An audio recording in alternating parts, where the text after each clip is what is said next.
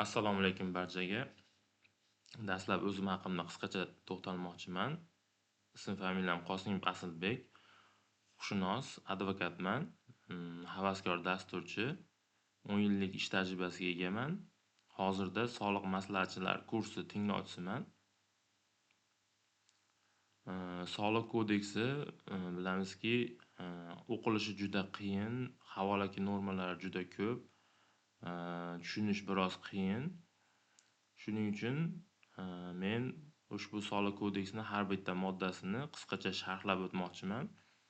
Hozirda soliq maslahatchilar kursida darslarda 23 yillik tajribaga ega ustozlar, katta domlalar dars o'tyapti. Ulardan olgan bilimlarim hamda o'zimni tajribalarimdan kelib chiqib, soliq kodeksini sharhlab boraman.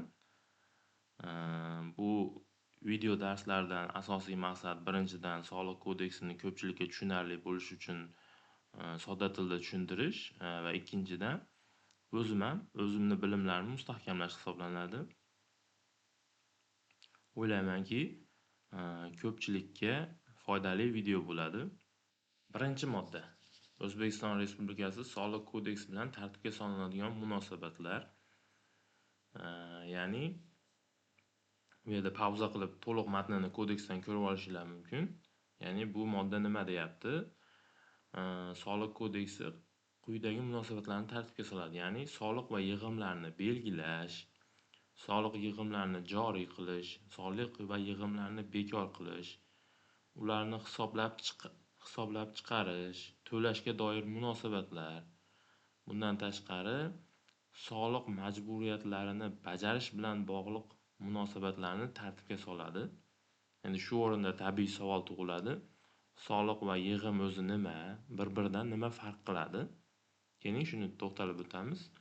Ya'ni soliq bu soliq kodeksida belgilangan O'zbekiston Respublikasining davlat budjetiga yoki davlat maqsadli jamg'armasiga to'lanadigan majburiy beg'araz to'lov.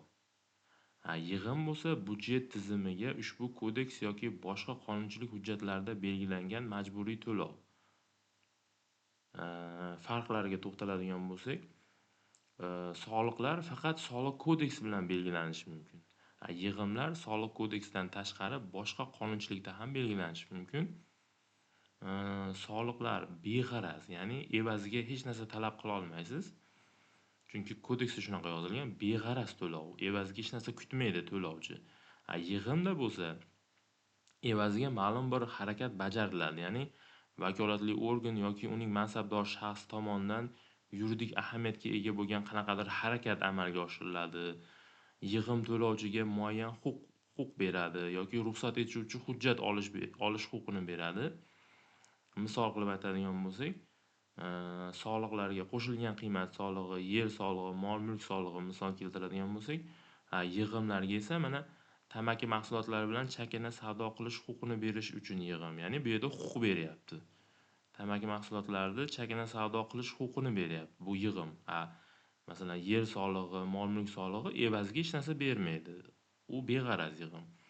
Yoki bo'lmasa, mana yig'imga yana bir misol, chet davlatlari avtotransport vositalarini O'zbekiston Respublikasi hududiga kirganligi va uning hududi orqali tranzit chiqib ketganligi uchun yig'im.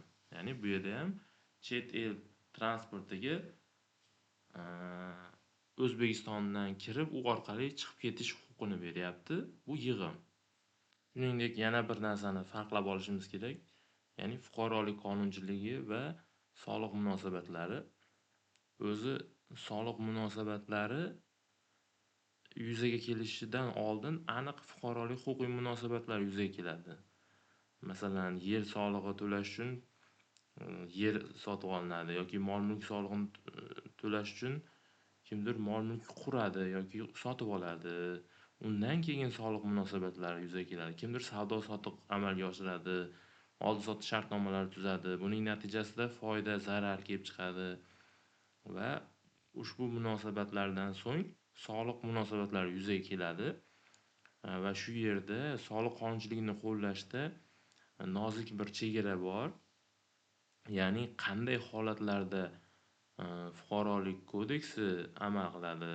Qanday holda soliq kodeksi amal qiladi? Shuni ajratib olish kerak. Mana fuqarolik kodeksining 2-moddasida bir tarafning ikkinchi tarafga ma'muriy bo'ysunuvga asoslangan mulkiy munosabatlariga, shu jumladan soliq munosabatlariga nisbatan fuqarolik qonunchiligi qo'llanilmaydi deb yozib qo'yilgan. Ya'ni bu yerda soliq to'lovchi u teng munosabatga kirishmaydi davlat bilan. Davlat majburiy soliqlarni undirib oladi.